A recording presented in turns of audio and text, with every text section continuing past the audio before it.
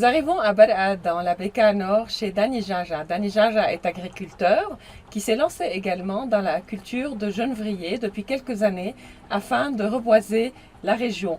Nous allons faire une visite de sa pépinière. Allons-y.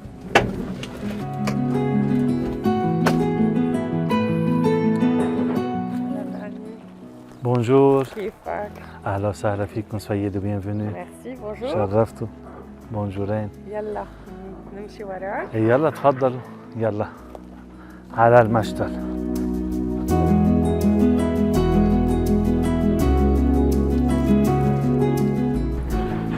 هلا نحن وصلنا هون على مشتل مملكة اللذيذ.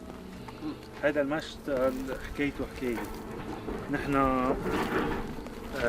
جمعية مملكة اللذيذ أسسناها بال 2010. قبل 2010 نحن عمليا موجودين على الأرض من زمان. Donc هي اسمها l'association du royaume des genevriers. وي. كيف انطلقنا بالفكرة؟ الفكرة كان العالم طلعت تستصلح أراضي وكان التعدي على شجرة اللذاب بشكل جائر. يعني مين ما كان يوصل لشجرة اللذاب يشيلها يحط محلها شجرة تفاح، لوزة، كرزة. يعني عم بيشيل شجرة يعني. ايه شجرة عمرها 2000 و 3000 سنة تحط شجرة ما بتعيش 20 سنة، ما بتعيش 20 سنة.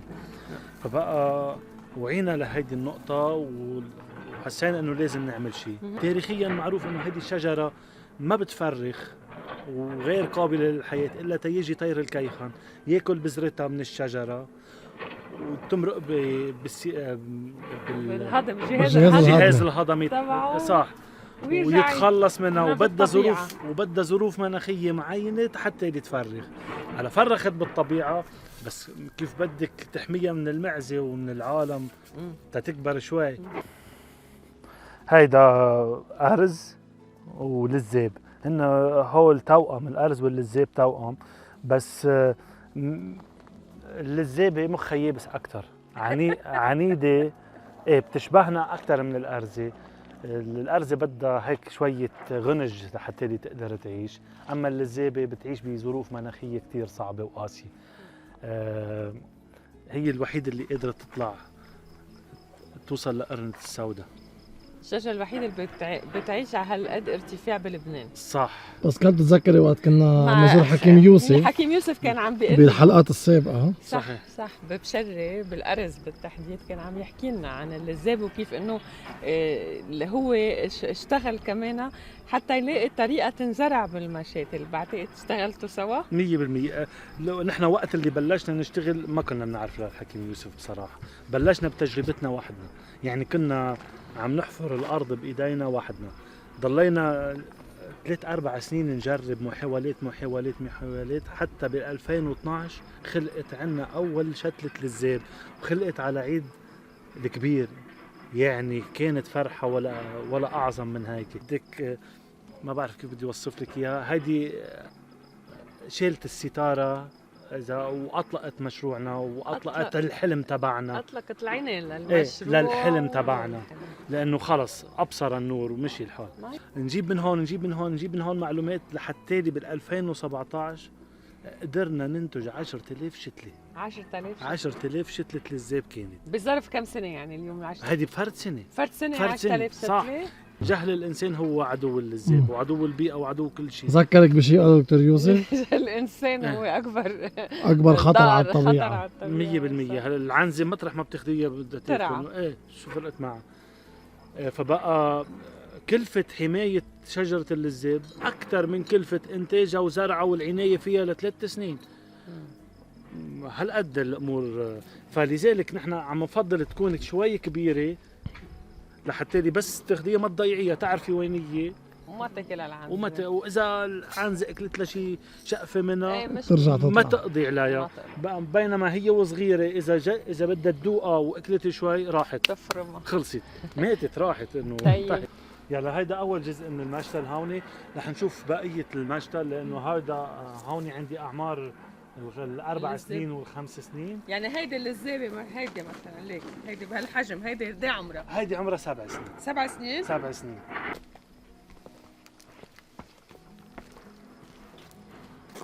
احنا مجموعة اشخاص ما بعرف، ما بينعدوا بصراحة، ما عندي عدد معين، ما عندي رقم معين. مجموعة اشخاص وبنكمل بعضنا، كل واحد بمطرح، كل واحد بزاوية من الزوايا. حدا عم بيشتغل على التمويل، حدا عم بيشتغل على تجهيز الارضية، حدا عم بيشتغل، بس اللي عم بيشتغل المهتم باللزاب واذا بدك وبالديفلوبمون تبع اللزاب وبمسيرته هو انا.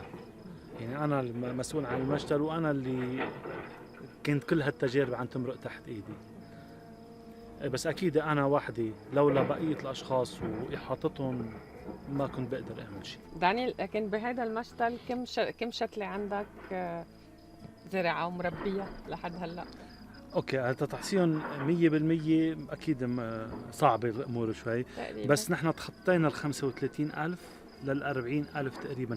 عندنا 35,000 ل 40,000 شتله. صح، عندنا هلا جاهز يطلع على الارض اذا بدك. هلا اليوم اذا شو عندنا فوق ال 25,000 جاهزين يطلعوا على الارض، يطلعوا ينزرعوا. صح. هلا بيبقى عندنا هوديك الصغار بيطلعوا لهم حوالي شي 15,000 كمان سنة الجهة هوديك إذا الله راد. وهلا نحن طالعين على الأرض، ما هيك نطرنا. مين نطرنا؟ بيرتانيوس نطرنا فوق بالمحمية ونتفرج على الجبل. نطلع على المحمية.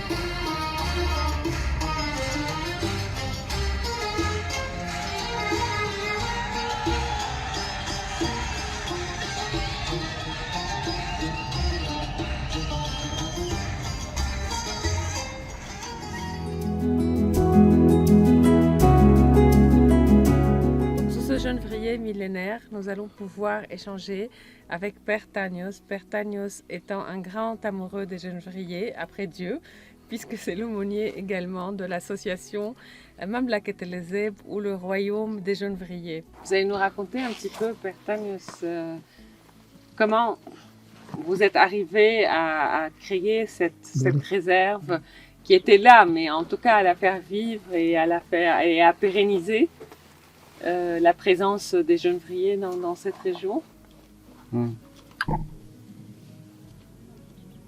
Comment on l'a fait?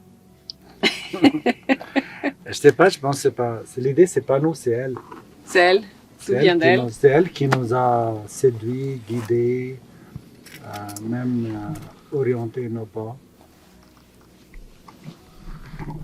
C'est-à-dire, au début, on a commencé à faire des camps, des activités dans cette montagne, juste pour remettre un peu ensemble les jeunes. Spécialement, c'était la guerre et les jeunes n'avaient pas beaucoup d'occasion de se former, de socialiser. Et du coup, en faisant ces expériences, en faisant des marches, on découvre qu'on est dans un sanctuaire. On a fait appeler à des spécialistes de plusieurs universités qui nous ont expliqué que, effectivement, nous sommes dans un sanctuaire où il y a des habitants et vivants depuis des milliers d'années. Ici, il y a des arbres qui pourraient avoir 4 000 ans, 5 000 ans, 3 000 ans. Comme il y a aussi des arbres qui peuvent avoir une cinquantaine, 200, 300, 400. Donc il y a toutes les générations. Les arbres sont répertoriés? Non, ils ne sont pas. Mais malheureusement, à un certain point, on découvre que l'année dernière, on a fait notre camp, une grande randonnée sous un arbre. Cette année, on arrive, on ne le trouve plus. Et on demande qu'est-ce qui se passe. On l'a coupé parce que on utilise son bois pour se chauffer. Et ce qui a sonné un peu l'alarme, et on a commencé à dire il faut faire quelque chose. C'est pas normal de couper un arbre de 2000 ans, 3000 ans pour se chauffer 2-3 soirées. Donc du coup, on a commencé à sensibiliser et les jeunes et les habitants de valoriser ce qu'ils ont. Et aussi, c'était une occasion pour nous pour découvrir la richesse et l'importance de cet arbre qui s'appelle Juniperus excelsia, qui est très lent au niveau de croissance, mais c'est un arbre millénaire. Il a toutes les caractéristiques pour être une nécessité vitale pour les humains. Parce qu'avant la culture de béton, C'était le seul élément qui pouvait aider à la construction des maisons, spécialement les toits. C'était le seul tronc qui est irrésistible. Qui est résistant en fait. Oui, et qui était nécessaire pour les maisons. C'est l'arbre qui a accompagné nos grands-pères et tous nos arrière-grands-parents. Tous nos aïeux. Oui, mais pas seulement ça, aussi c'était tous les occupants du Liban. Effectivement, on avait besoin des troncs de l'Ezeb et des cèdres. Et on a commencé depuis une vingtaine d'années d'éclairer les habitants, les autochtones, de faire attention, de valoriser ce qu'ils ont. Et après, il y a 10-12 ans, nous avons commencé aussi à parler au niveau national, au niveau libanais, parce qu'il n'y a pas que ici à Barka, on a les Ezeb, on a un peu partout au Liban. Et heureusement, jusqu'à maintenant, malgré notre ignorance, malgré nos faiblesses et nos fautes vis-à-vis de ces autochtones, jusqu'à maintenant, le Liban peut avoir le plus grand forêt de genévriers au niveau mondial.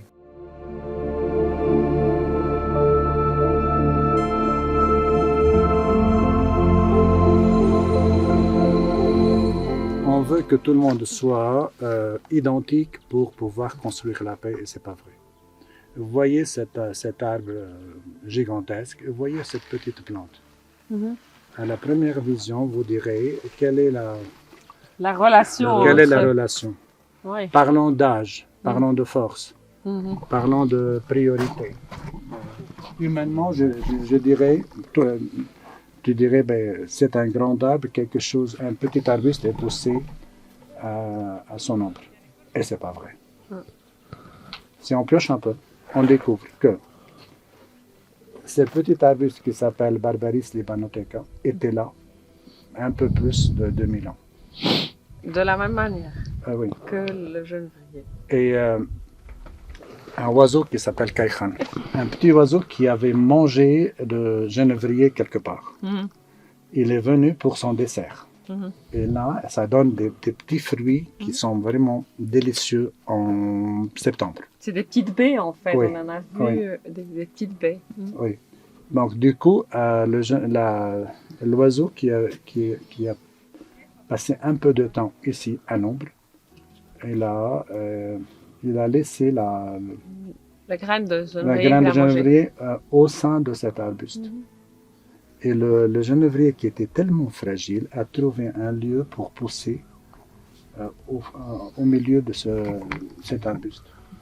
Et petit à petit, l'arbuste, c'était un peu la couveuse qui a protégé ce petit arbre tellement fragile au début. Et petit à petit, ça a poussé. Et une fois qu'elle est devenue comme ça, grandiose, elle a aussi protégé, donné un peu de l'ombre dans ce temps sèche à ce petit arbuste. Humainement, je regarde le grand, le petit. Oui, le rapport de force n'est pas le même. Oui, qui est le grand et qui est le petit. Quels sont les bienfaits, au-delà du fait que ce soit des arbres millénaires, aujourd'hui, quels sont les bienfaits concrets du genévrier? Un des bienfaits, c'est elle est la seule qui peut pousser dans des lieux vraiment impossibles comme le nôtre et aussi comme la montagne que tu vois en haut. Oui. Le seul espoir pour le Liban pour voir ces hautes montagnes de nouveau vertes, c'est le Lezeb, le genévrier. Parce qu'elle est la seule qui est capable de pousser, de bien vivre en dessous de 2000 mètres. Dans des conditions difficiles. Dans des conditions climatiques. De sécheresse et aussi de froid. Par contre, les cèdres ne peuvent pas bien vivre à plus de 2000-2200 mètres. Donc il y a la résistance de l'arbre, il y a aussi le fait oui. qu'elle... Et spécialement cette côté est de la montagne qui est relativement plus sèche que... Plus aride. Et le Lezeb est capable de résister. Et... L'autre, immédiatement on va penser à quoi ça sert. Mais avec 2 ans de Covid et l'importance de l'oxygène, on peut imaginer une machine qui peut te produire au moins 50 tonnes d'oxygène par an. Gratuitement, tu ne payes rien. C'est par arbre. Par arbre. L'arbre produit 50 tonnes d'oxygène par an. Justement. Même si moi je veux pas tomber dans la tentation de dire tout doit être utile à l'homme. Pourquoi l'homme doit être le centre du monde, tout doit être utile pour lui. Moi je me demande, moi comme être humain, comment je peux être utile à la nature et au reste. Qui est là avant moi et qui restera après. Est-ce qu'on peut voir les traces positives et l'impact justement. positif du passage de l'homme et de ce que Justement. vous avez replanté dans cette réserve? Justement, avec Dani, je pense que vous avez vu La pépinière. La pépinière. Oui. Mais aussi, avant de monter là-haut, je peux vous montrer un petit arbre qui est poussé vraiment dans le rocher. Ah, Et d'accord. justement pour voir le mérite de cet arbre. Qui a poussé naturellement dans, Naturellement dans la roche. dans la roche. Parce que c'est un arbre qui brise tous les records. Après ce miracle de la nature, avec ce petit genévrier qui a poussé dans la roche et qui a, figurez-vous, 50 ans, plus de 50 ans, nous allons poursuivre notre visite avec les nouvelles pousses pour voir où est-ce qu'elles en sont. Pascal, Oui, regarde qu'est-ce qu'il y a derrière moi. magnifique.